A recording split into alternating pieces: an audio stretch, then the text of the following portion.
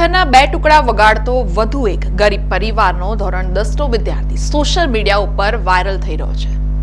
રાજુ કલાકારની જેમ જ કલા બતાવતા કાલુ કલાકારના 16,000 ફોલોઅર્સ થતા કેક કાપીને મિત્રોએ ઉજવણી કરી હતી।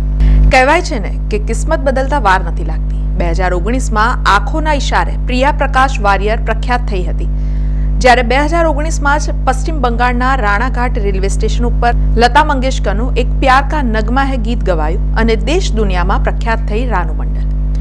જ્યારે કુંભના મેળામાં માળા વેચવાવાળી સામાન્ય ઘરની દીકરી મદમસ્ત નીલી આંખોના કારણે કેમેરામાં કંડારાઈ અને ફેમસ થઈ ગઈ મોનાલિસા।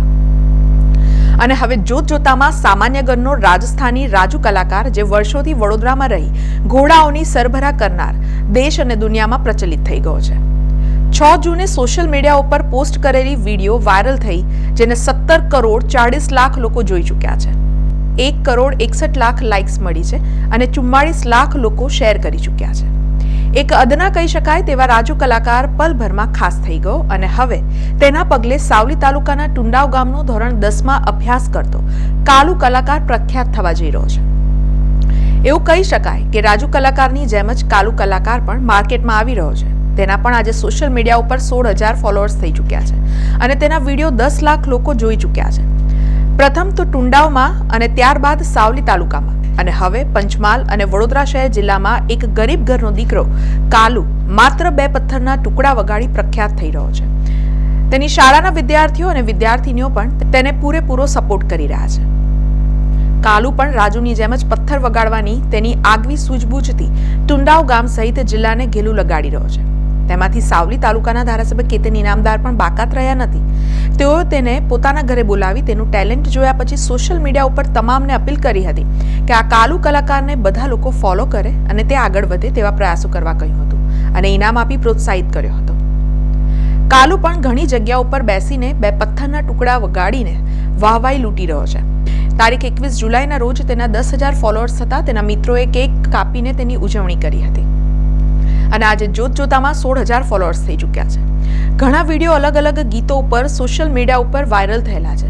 હજુ તો તેની ઉંમર ઘણી નાની છે, છતાં તેનું ટેલેન્ટ ખૂબ જ ઊંચું છે અને તેને ભણવું પણ છે અને રાજુ કલાકારની જેમ આલ્બમ બનાવવાની પણ તાલાવેલી લાગેલી છે અને તેને પણ દિલ પર છુરિયા ગીત રાસ આવી ગયું છે।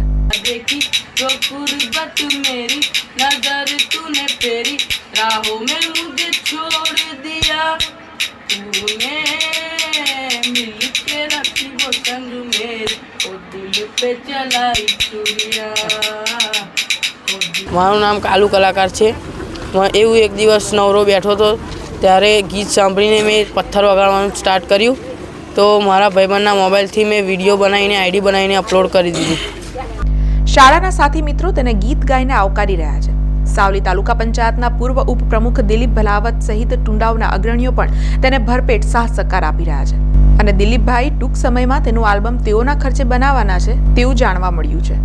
એને પ્રોત્સાહન આપવાનું મેઇન મારું કારણ એટલું જ છે કે જે એનું ટેલેન્ટ છે, જે રાજુ કલાકાર અગાઉ એક જે ગયું છે અને સોનુ નિગમનું જે સોંગ એને ફેમસ કર્યું છે, એ સોંગ એ બહુ ખૂબ જ સરસ વગાડી રહ્યા છે ભાઈ કાલુભાઈ।